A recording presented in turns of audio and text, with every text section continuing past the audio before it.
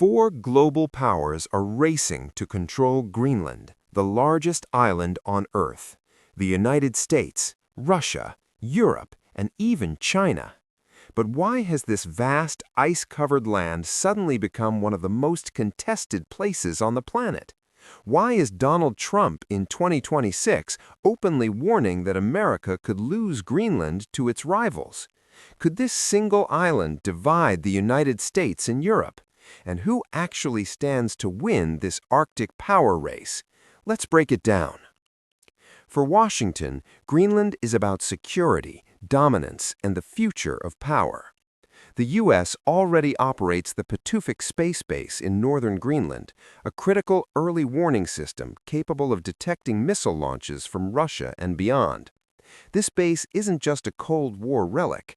It's been modernized with cutting-edge radar systems, satellite tracking capabilities, and direct links to NORAD and U.S. Space Force command centers. Without it, America's ability to detect intercontinental ballistic missiles would be significantly compromised. It's not an exaggeration to say that Pituffik is one of the most strategically vital installations in the entire Western defense architecture.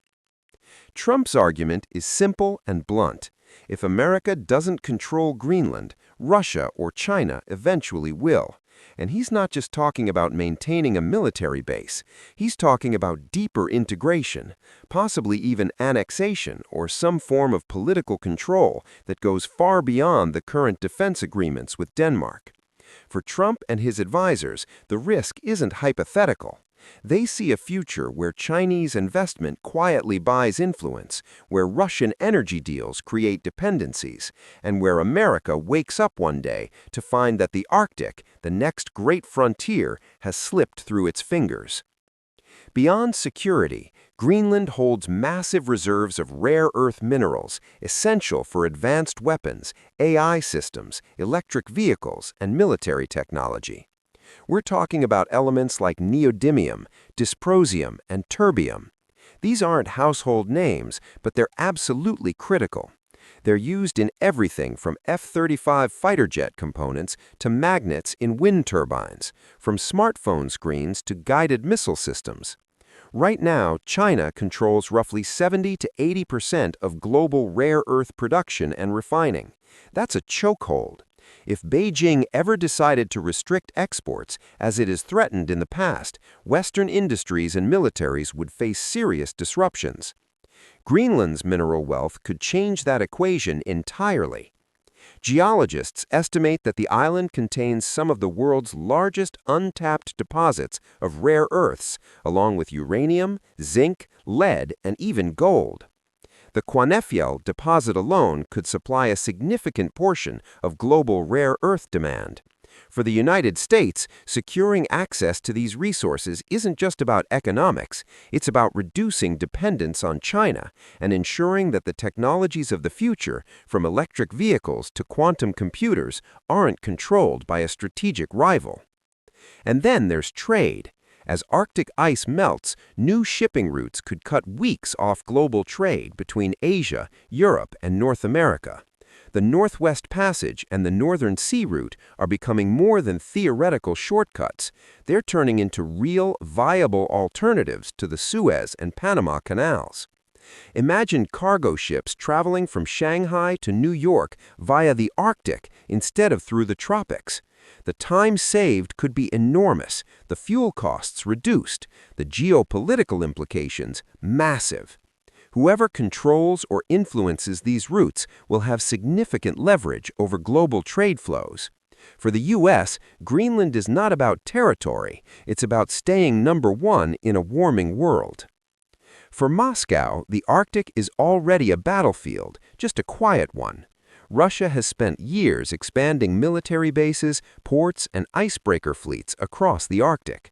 Putin has reopened Soviet-era military installations, built new air bases, and deployed advanced radar and missile systems along the Northern Sea Route. Russia's Arctic strategy is comprehensive and aggressive. It's not just about defense, it's about projecting power, protecting economic interests, and asserting dominance over a region that Moscow considers its backyard. As ice retreats, vast oil, gas, and mineral reserves are becoming accessible. Russia's Arctic continental shelf is believed to hold billions of barrels of oil and trillions of cubic feet of natural gas. Companies like Gazprom and Rosneft are already investing heavily in Arctic exploration and extraction. For an economy heavily dependent on energy exports, the Arctic represents a lifeline, especially as European markets reduce their dependence on Russian gas. Greenland sits near the choke points of the Northern Sea Route, the fastest shipping lane between Europe and Asia. Control nearby, and Russia strengthens its energy exports and military reach. It's no coincidence that Russian naval and air patrols in the Arctic have increased dramatically over the past decade. Putin sees the Arctic as Russia's northern empire. Trump sees it as a direct threat. And this isn't just rhetoric. U.S. intelligence agencies have repeatedly warned that Russian military activity in the Arctic is increasing in both scope and sophistication. Submarines, strategic bombers, hypersonic missile tests, all happening in a region that was once considered too remote and inhospitable for major military operations. But climate change has changed the calculus. What was once ice is now open water, and open water means access, mobility, and opportunity. China may be far from the Arctic, but it has a long game. China wants Greenland for one reason above all else: resources. Rare earth minerals from Greenland are critical for electric vehicles, drones, semiconductors, and modern warfare. Securing access protects China's technological edge and reduces vulnerability to Western sanctions or supply chain disruptions. Already, China has attempted to invest in Greenland's mining sector multiple times. In 2016, a Chinese company tried to buy an old naval base in Greenland. Denmark and the U.S. quietly blocked the deal.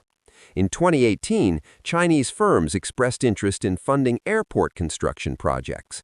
Again, Western pressure led Greenland to back away.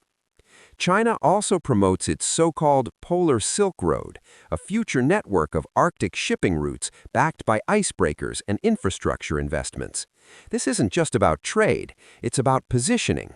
If China can establish a foothold in the Arctic, it gains leverage in global logistics, energy markets, and geopolitical negotiations. It also signals that China is no longer a regional power, it's a global one, capable of operating anywhere, even in the frozen north. In recent years, China has partnered with Russia on Arctic energy and logistics projects, quietly sidelining Western influence. Joint ventures in liquefied natural gas, port development, and even scientific research have all strengthened the Beijing-Moscow axis in the Arctic. For China, Greenland is about securing supply chains before the world fully realizes their value. It's about being prepared for a future where control of critical resources determines who leads and who follows. For Europe, Greenland is about sovereignty, stability, and survival. Greenland is an autonomous territory of Denmark, and any attempt to pressure or seize it strikes at the heart of European sovereignty.